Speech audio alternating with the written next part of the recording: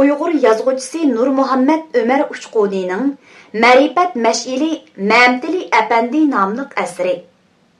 Bu asar Beliqut shirkatida ovozga elinib, Beliqut to'rida anglitildi. Damollamga marsiya 1924-yili 8-oyning 14-kuni Azizona Qashqarning osmoni intayin tutuq edi. Tongga yaqin havo guldirlab dahshatli chaqmoq chaqdi. Osmon yerilib ketgudek guldirlaydi. Ko'zni a'moqlig'idek chiqin chaqmoqlar bepoyon shahar osmonida qilishning bisidek o'tkir nurini yalt-yut qilib yenib o'tadi. Aradan uzun o'tmayla saharning mungluq navosi, azon ovozi anglandi. Shahar asta-asta uyg'ondi. Odamlar asta-asta uyg'ondi. Lekin bir ulug' inson ko'zini ochmadi. Qon ichida so'zilib yetib, shaharga dahshatli bir shum xabarni taratdi. Abduqodir domollam shehid bo'pti. Uni bir qaz qilibdi. Taraf-tarafda tarqalgan bu xabar kishilarni cho'chitishdi. Yuraklar og'di. Ko'ngillar muzladi. G'azabdan tishlar kirishib, tomirdagi do'lqinlik qonlarni uyib qolgandek, daraxtlar to'nlab qolgandek bilindi. Qaysi vijdonsiz domollamga qarqulni so'zg'andi. Qandoq qarqursoq bayuz shundoq qilgandi.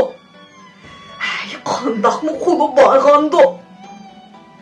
Kishilar qasd qilg'uchiga qor yomg'urdek la'nat-nafrat yog'diradi. Beliqut xazinasi. Bu xabar hash-pash degucha shaharga va shahar atrofidagi Qo'g'on, Shamolbog', Saman, Paxtakli, Hazrat, Nazarbog', Bashkiram, To'qqizoq qatorliq yezi sahrolarga tarqalib, minglagan, 10 minglagan xalq ommasini motam qayg'usiga selibdi.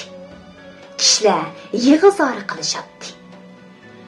Marsiya hozir qo'shoqlar o'qilib palakka yetadi.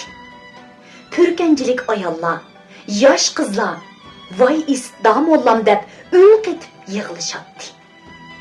Ko'z yoshi oqmagan, ho'ngrab yig'lamagan odam qolmadi. Hatto ba'zilar Abduqodir domollamning meyiti bilan vidolashib etib, jasadga o'zini etib yig'lab ketgan edi.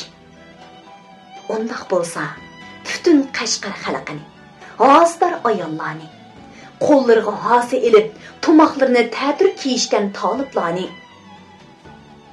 tog'lar, toshlar tavrinib, qattiq chaqmoq chaqqanmi, daryo suyi qon bo'lib, bugun ta'tir oqqanmi. Qashqarning havosiga tuman parda osqanmi, Qashqarning jahonini qayg'u motam bosqanmi. Ay tutulmas debdimiz, kun tutulmas debdimiz, domollamga dayuzlar qas qilmaydi debdimiz. Etim bakmi chiroyliq, Abduqodir emasmi? Xalqimizga yo'l boshlab, umrim o'tgan emasmi? O'ltirgizdi dushmanlar, ko'ralmagan manmanlar, sani to'kib ko'z yeshi, yig'lab qoldi dardmanlar. Joying bo'lsin jannatda, hurlik bo'lsin xizmatda, unutmaymiz biz seni mangu abad abadga deb zar yig'latqizgan. Butun O'rta Osiyoni qayg'u motimiga patqizgan bu muborak zot kim? U O'rta Osiyoga, jumladan G'arbiy Osiyoga to'nilgan katta olim, usta notiq, mahir munozirchi, xalqparvar ma'orifchi, talantli shoir va farosatli ustoz, shundaqla yuksak g'ururga ega oz uchraydigan inson Abduqodir domollam bin Abduvaris Qashqari edi. Abduqodir domollam 1862 yili Otishning Mashat yesida Abduvaris ismli bir ma'rifatparvar kishining oilasida dunyoga kelgan edi. Abduqodir Damollam boshlang'ich ma'lumotini Mashatdagi Hazrat Sultoniya madrasasida oldi.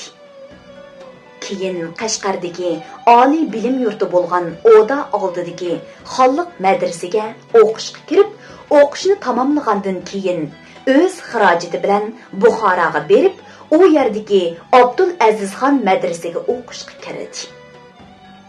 U bu jarayonda Qur'on, hadis, ilmiy tajvid, aqoid qatorliq islom ta'limotlarini yaxshi o'rganib qolmasdan, adabiyot, tarix, jug'rofiya, ilmiy mantiq, hisob darslarini puxta o'rganib, arab, fors va urdu tillarini pishiq egilagan. Navoiy, G'o'ja Hofiz, Shayx Saidi, So'pi Alloyar, Jaloliddin Rumi, G'o'ja Ahmad Yasaviy, Huvayda, Mashrab, Fuzuli qatorliqlarning asarlari bilan tanishib, Farabi, Abu Ali ibn Sinoning asarlari orqali Yunon falsafasi bilan tanishib, hamma tarafdan kamolatga yetgan olim bo'lib yetishib chiqqan edi. U Buxorodagi o'qishni tamomlagandan keyin Samarqand, Ufa qatorliq joylarda mudarrislik qilgandan keyin Toshkent, Xo'jand, Qozon, Istanbul qatorliq joylarni sayohat qilib 1907-yili Qashqarga qaytib keldi. Va uzoq o'tmayla Qashqarning bosh qozisi bo'lib ishlab, oqartish ishlariga yetakchilik qilgan edi.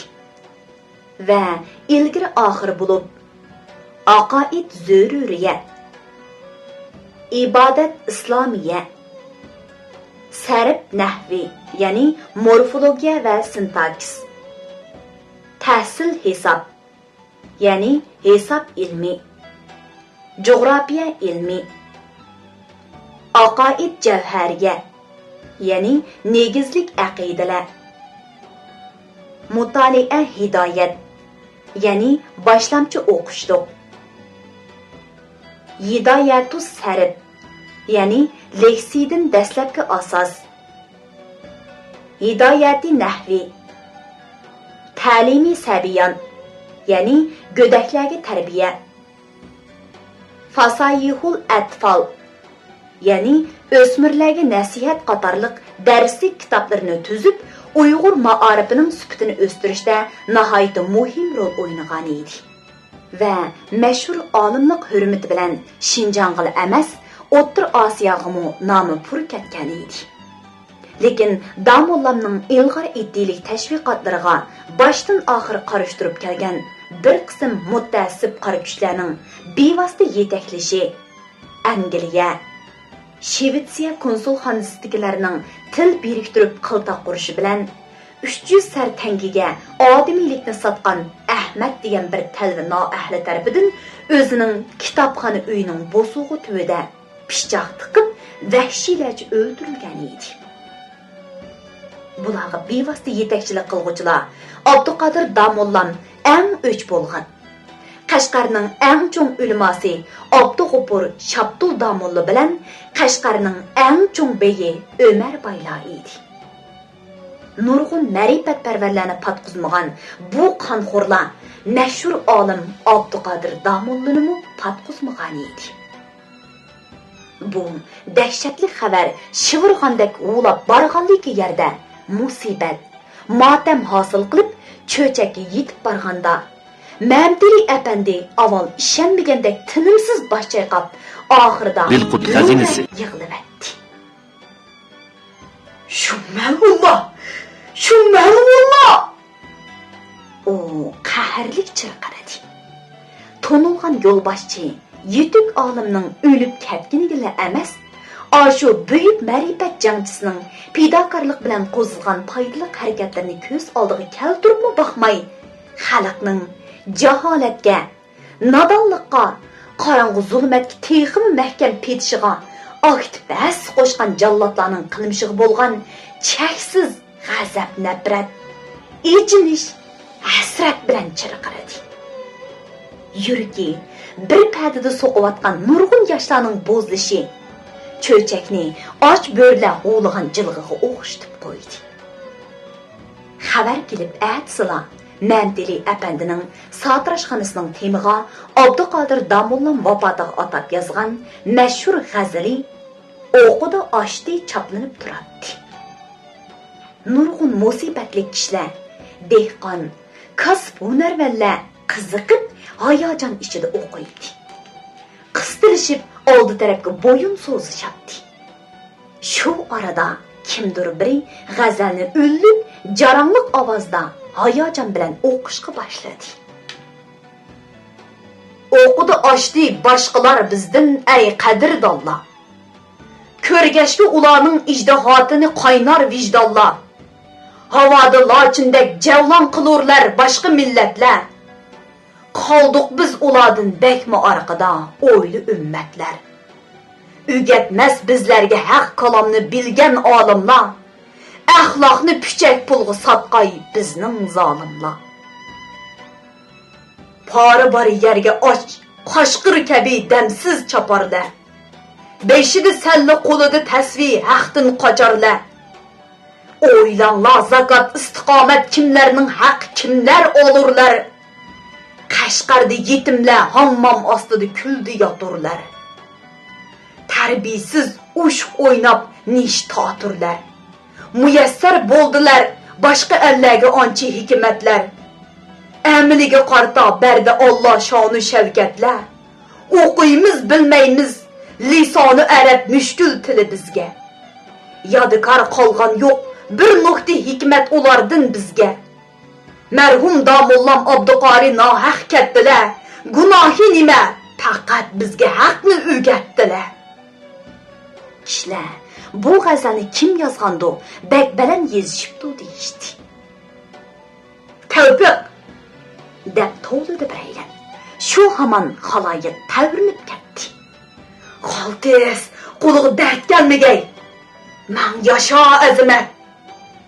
Ular she'rni bir haza maqtashgandan keyin she'rg'o intoyin yaxshi, oltinga tegishsiz yozilibdi, lekin Tavfiq degan kimdi u amdi? Tavfiq?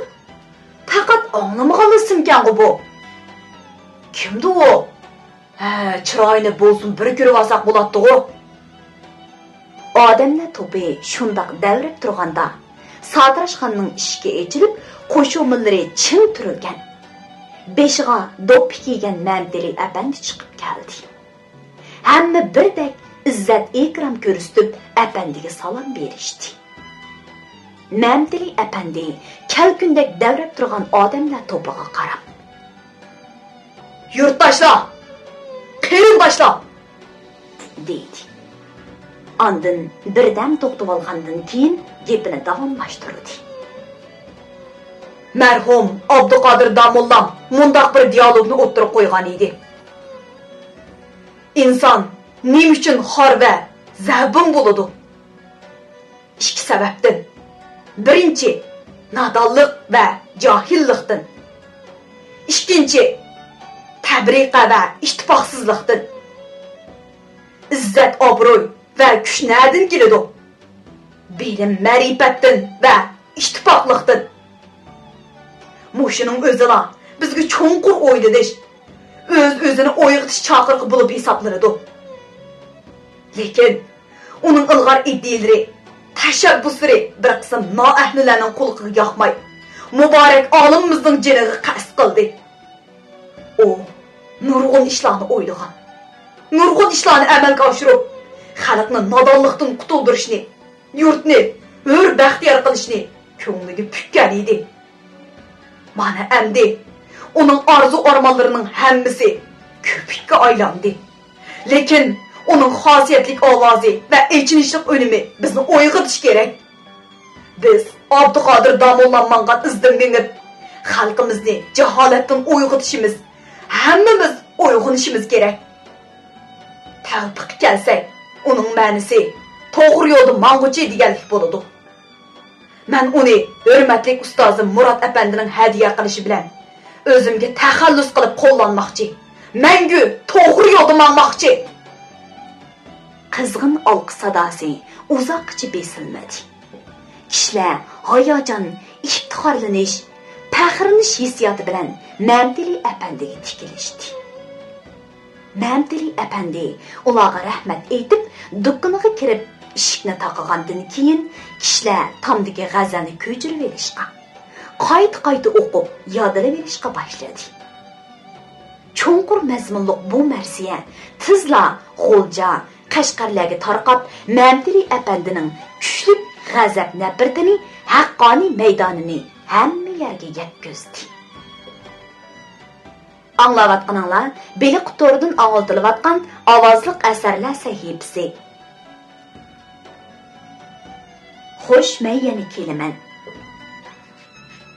Cho'jak tavrandi. Tavfiq degan bu o'yg'otquchi ism bilan Mamtili apandining nuroniy siymasi talay qalblarning hurmat to'riga o'tirdi. Lekin qayerda ilg'or kuch bo'ladigan, zo'ravonlikmi shu yerda bo'ladi. Mamtili apandining kunsir o'sayotgan obro'yi va uning atrofiga yoshlarning ko'plab to'planishi Yangzishinning oqchisida tarlab, odam setish bilan jinni jon yetib kelayotgan bir qism talvalarning ko'ziga hamon sig'maydi. Uning ustiga xalqni nodonlikda qoldirish orqali idora qilishda dam chiqargan bu farosatlik jallod amaldor hamon cho'chakdan iborat bu chegara shaharning ma'naviy havosiga sagaklik bilan diqqat qiladi.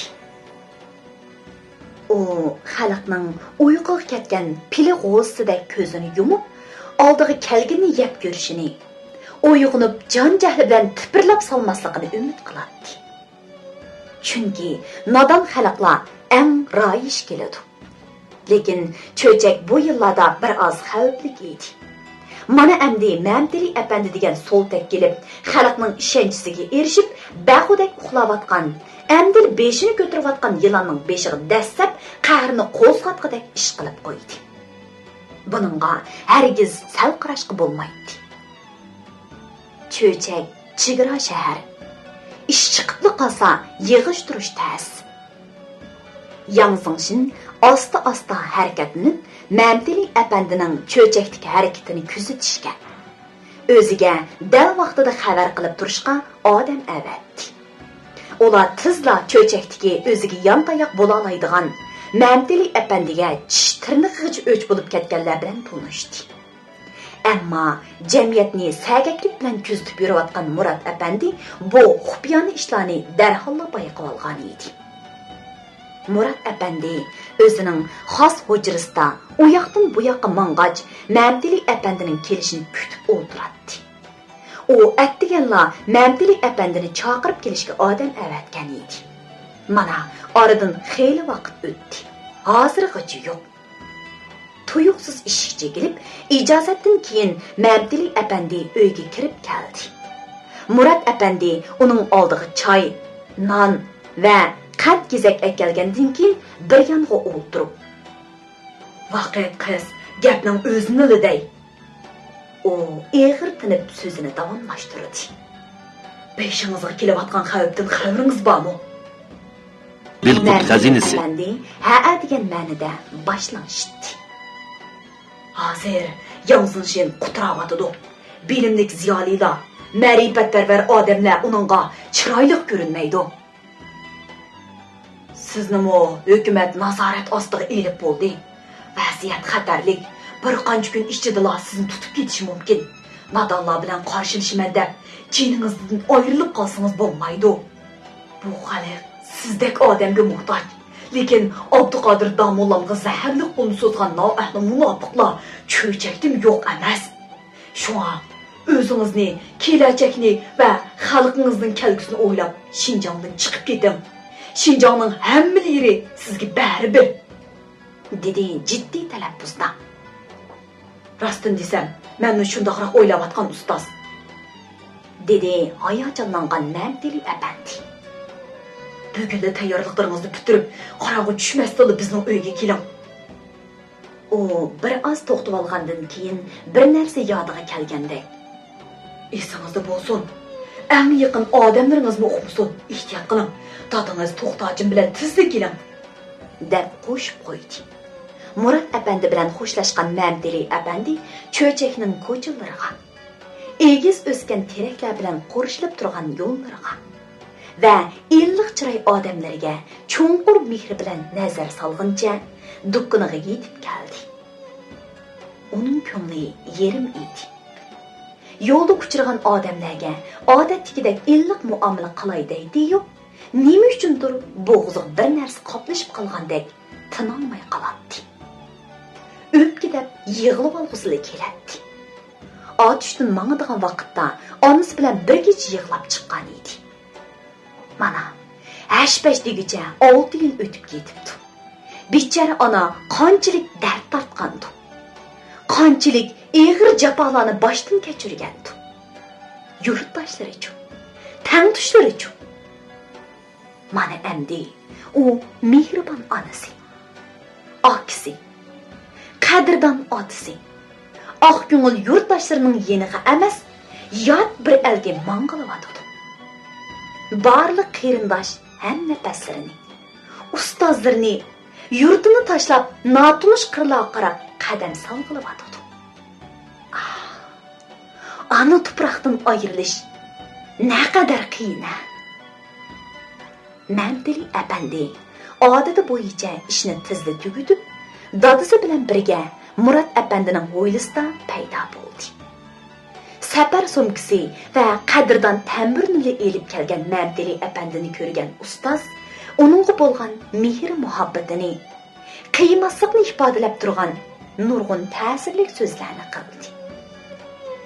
Tirishib ishlab, eng yaxshisi ilm egilab, vaziyat yaxshilangan hamon qaytib kelish to'g'riliq ko'p so'zlagandan keyin oldin tayyorlab qo'ygan, rosa chop-chup turolmaydigan shosh to'ruq otning qiyshig'i keldi. Bu ot sizga yo'lliqim bo'lsin. Rahmat ustoz. Mamdili apandi o'pki deb yig'lavatdi. Siz udul shamayga bering. U yerda tunishim ko'p. Bu xatni ko'rsangiz, ular sizga yordam qiladi. Murat apandi yenidan bir parcha xatni chiqarib Mamdiliga berdi. Ondan bir tutam pulni yanchiqidan elib, "Buni yo'lda xarajat qilasiz", dedi. "Endi buni qabul qila olmayman ustoz. Ilmi menga o'z otamdek g'amxo'rlik qildilar." Mamdili apandi rahmat aytib pulni ishtirib, Murat apandi ochiqligicha Mamdili apandining yelkasi bo'sh mushtalab, "Ehlim", dedi. Mamdili apandi ustoz deganicha bu mashhur tatar olimini mahkam quchoqlab oldi. Oq ko'ngil tevib to'xta hojim bu manzardan ta'sirlanib ko'z yoshini tutolmay qoldi. "Ahdi men", dedi Murat apandi. "Xo'sh dada, xo'sh ustoz. Xudo sizlarni omon qilsin." Shunday qilib, bu o't yurak o'g'lonning sarsonlik hayoti boshlandi. U etini choptirib chegaraga keldi va orqasiga o'rilib, kindiq qani to'kilgan yurtiga qarab, taram-taram yosh to'kib turib, "Xo'sh, men yana kelaman", dedi. Bu milodiya 1926-yilning zulmat bosgan bir kechasi edi. Anglayotganinglar Beliq To'ridan anglatilayotgan ovozliq asarlar sahifasi. Men g'arib musofirman. Toshkent. Ishga yiqig'i oshxona, kundalik bo'yimlar do'kkini, sotirashxona joylashgan bir ko'chada mumluq otish naqshlari o'zgacha ohangi bilan ko'chadan o'tganlarni jalb qilib yangramoqda edi. Dard alamlar keladi o'g'il balaning boshiga. Sayda tugman cho'rigilaydi ko'zdan oqqan yoshiga. El aman o'tung yaman, ko'ydirishim ondan yaman. Otishning yeri toshliq, toshliqda bo'lur ochliq. Eriqdiki loy suvda o'tib ketadi yoshliq. naqshini yaralangan qalbning tegi taktidan chiqarib aytayotgan yigit atrofdagi tomoq shiralarida kang saynoda tiqma o'ldirib berilib naqshi anglayotgan kishilarni ko'rmaydi. Uning ko'z oldidan bu notunish yurtdagi sarson sargardonligi bir-birlab o'tmoqda edi. Məmtili əpəndi Sobiq Sovet İttifaqının Türkistan rayonundakı Şəmay şəhriga yetib kelib, uzun o'tmayla Toshkentga keldi. Chunki Toshkentda Şinjanlik Uyg'ur savdogarlar bilan nomrod ishlamchilar intayin ko'p edi. Məmtili əpəndi Toshkentga kelib, tog'isi Tasha xonimning Toshkentda savdo qilib shug'ullanayotgan Muhiddin, Najmiddin, Hilaliddin ismli o'g'illar bilan uchrashib, intayin xushal bo'lgan edi. Ammo Tasha xonimning bu o'g'illarining savdo setiq ishlari rivoj topmay, orqa-orqadan nas besib, Məmtili əpəndiga yordam qo'lini sunolmadi. Kichkidan tartib mustaqil yashash xarakteri kuchli Məmtili əpəndining o'qish orzusi amalga oshmayli qolmasdan jon beqishimi tez tushdi. Bir necha kun aylanib yurib, sarson sargardonlikda puli tugaganda Murat әпәнди bergan to'riq otni setishga majbur bo'ldi. Shu pul bilan o'qishga kiraman deb o'ylagan edi. Lekin amal bo'lmadi. Shuning bilan Məmtili әпәнди mana bu oshxonada yollanib ishlashga majbur bo'ldi. Ishni astoydil qiladigan Məmtili әпәнди uzoq o'tmay o'y fikrining o'tkirligi, naqsh sozg'i mohirligi bilan xo'jayin va boshqa xizmatchilarni emas, xaridorlarni o'ziga ram qilib oldi.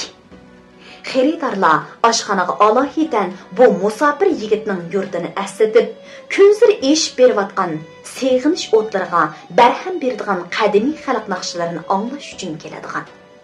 Tamoq yemisimi naqsha anglash uchun kirib oladigan bo'ldi. Mana hozirmi u xaridorlarning kuchli talabiga asosan qilayotgan ishini qo'yib, otishdan elib chiqqan tambirni chelib, qadimiy naqshlarni aytib beryapti. Uşaq balla o'ynaydi, tol chiviqni ot etib. Musofir balla yig'laydi, o'z yurtini yod etib. Bu kecha tong otmaydi. Men bilan qerishqandek o'z yurtimdan ayrildim, lachin so'qqan to'shqandek. Lachin so'qqan to'shqanning jangalda ovasi bor. Men g'arib musofirning bu yurtda nimasi bor? Ko'z yeshini oldirab tinab surtgan kishilar to'pi. Xudo qulog'i dabamson, yashab ket. deb rahmat tashqinlar aytishqinicha Məmtili әпәндini orig'a ilib, qo'lini mahkam siqib bag'riga besishdi. Odamlar chiqib ketib, oshxona bo'shaganda bir odam kelib, o'zini ismim Xalloq, asli yurtim Atush, Toshkentda o'tiraqlashib qolgan deb tanishtirdi.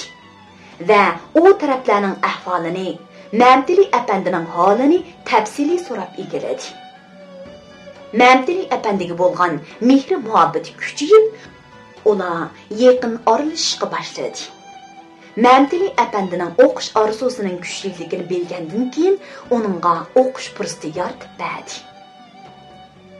Shundaq kunlarning birida Məmtili әпәndi asli Qashqar Bashkiramning Qoziriq gezitida tug'ilib, dadasi bilan hajga berib qaytganda Sovet ittifoqida o'qishga qoldirilgan 1921-yildan 1925-yilgacha Moskva universitetida o'qib, Bolsheviklar partiyasiga a'zo bo'lib xizmat qilayotgan Qodir Hoji ismli biraylar bilan Ruslar va O'rta Osiyo millatlari ustida talash-tartish munozaraga tushib qoldi. Kunlar yaqin suvdek o'taverdi. Oxiri Turkiyaga chiqib davomli o'qish, yaramliq odam bo'lish niyatidan yongan Məmtili әпәнди Kavkazga qarab tanho yo'l oldi.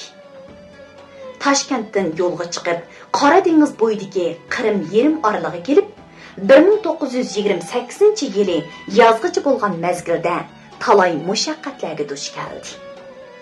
Haqoratlarga uchradi. Lekin u chidadi. o'qish, bilim egilash, bechora xalq uchun ma'rifat o'rganish yo'lida hammaga bardoshlik berdi. 1928-yil yozda Qrim oralig'iga yetib kelgan bu o't yurak yigit endi dengiz yo'li orqali Turkiyaga o'zi ko'zlagan nishonga berish kerak edi.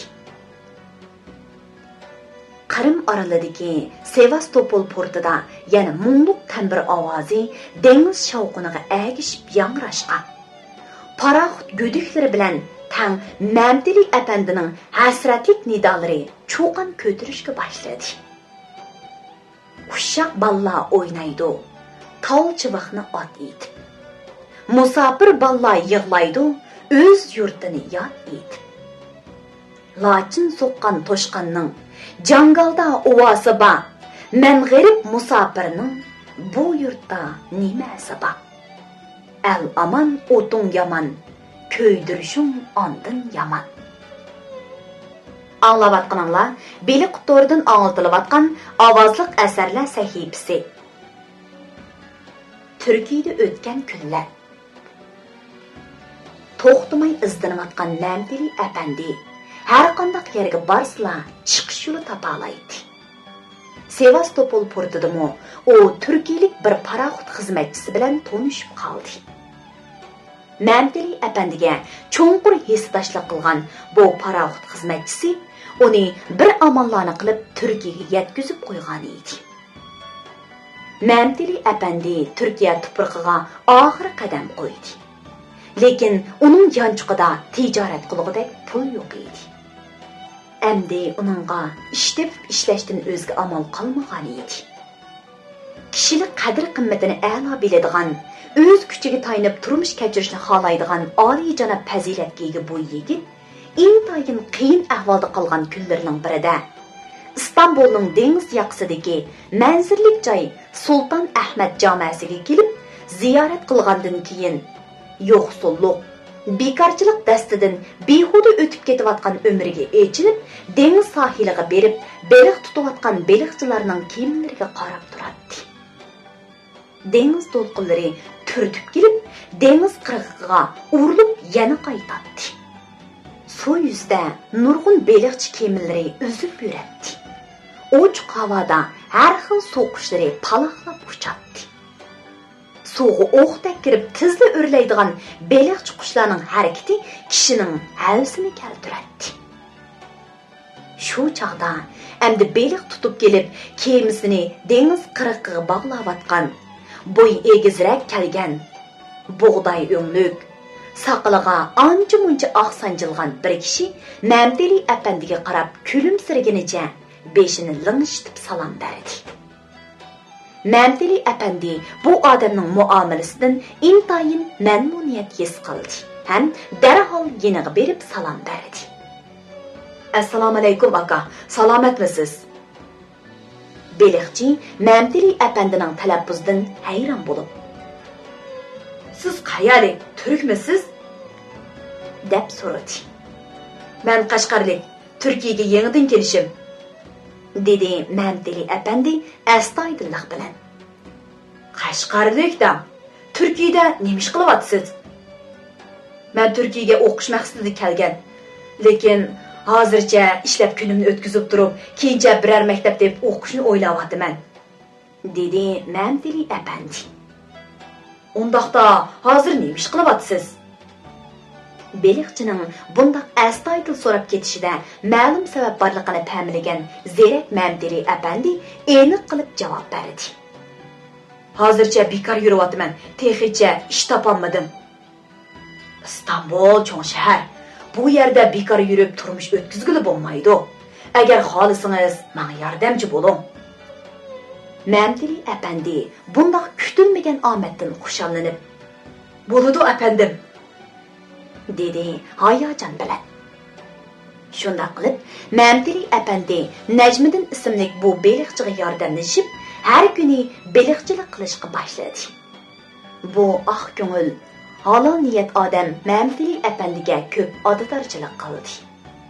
Mamtili apandimi bu kishiga va hamrohlariga tambur chelib, naqsha aytib berib ko'nglini olindirdi. vaqtning o'tishiga ergishib, beliqchilikdan topgan pulini tejashlik bilan xajlab, pul to'plashga kirishdi. Bir qism kishilar bilan do'stlik munosabati shakllantirdi.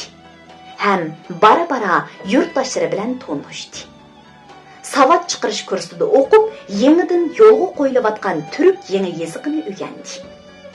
Yangidan nashr qilingan turkcha kitoblarni o'qib, nazar doirasini kengaytirishga, mazmuni mo'l, nopuzliq gazet jurnallarni o'qib, jamiyat ahvolini egallashga, Turkiyadagi dastlabki kunlarini ma'nilik ham izdinish bilan o'tkazishga boshladi.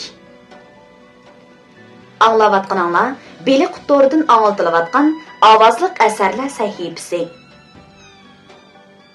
Reallikqa aylangan arzu.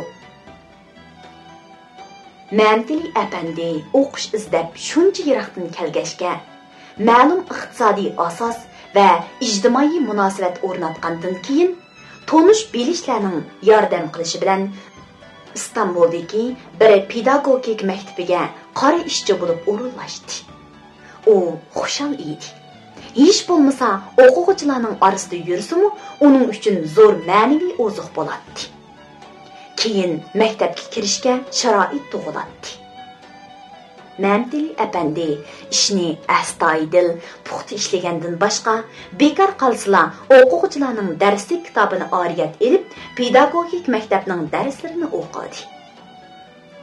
Ma'mtili bu maktabda dangliq o'qituvchilarning qaysi kuni, qaysi soatda darsi borligini bilib olib, shu soatda eshikning sirtida yoki dariz tuvib turib olib dars anglaydi.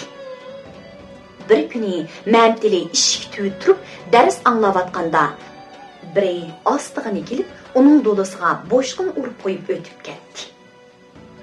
U cho'chib kayniga burildi va o'qituvchini ko'rib, kulimsirab qo'yibla o'z ishiga mangdi. O'quvchi o'xshaydi deb o'ylab qolgan o'qituvchi xijil bo'lgan ham ajablangan holda uningga qarab qoldi.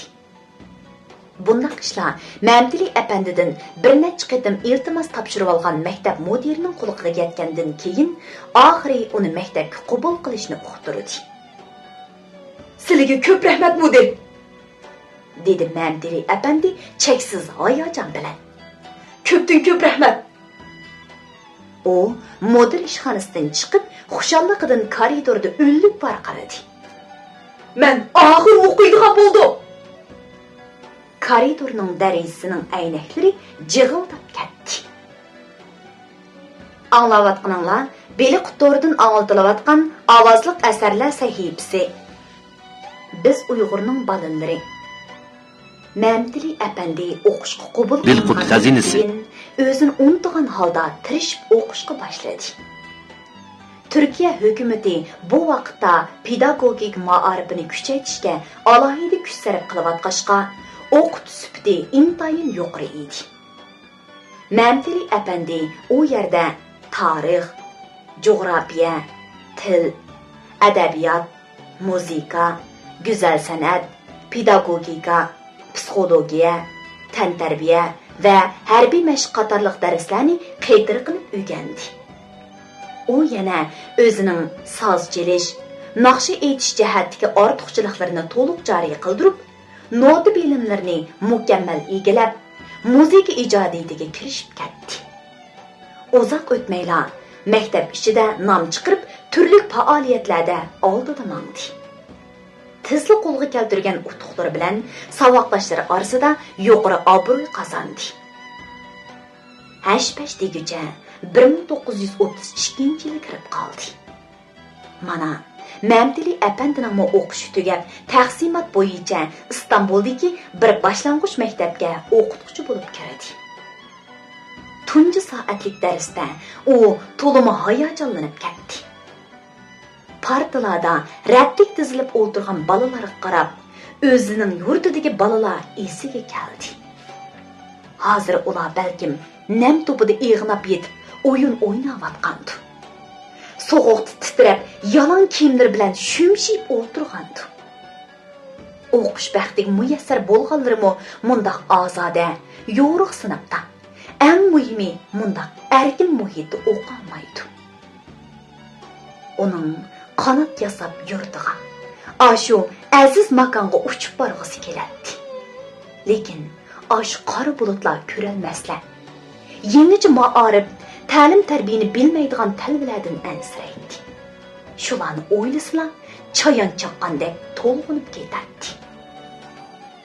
Dal shu kunlarda Turkiyadagi gazet jurnallarda G'ojiniyaz hoji boshchiligidagi Qumul dehqonlar qo'zg'olonining portugallik xabari orqa-orqadan e'lon qilinib, axborot sohasidagilarning Xinjiang masalasi asosiy mazmun qilingan selishtirma maqolalari, tahlillari e'lon qilinib, orqadan Shingsay, G'ojiniyaz hoji, Ma Zhongyin qatorliq harbiy siyosiy kuchlar haqidagi maqolalari berilib, xalqning taqdiri istiqboliga izchil ko'ngil bo'lib kelayotgan Mamtili apandini bo'lakchil hayajonga selibdi.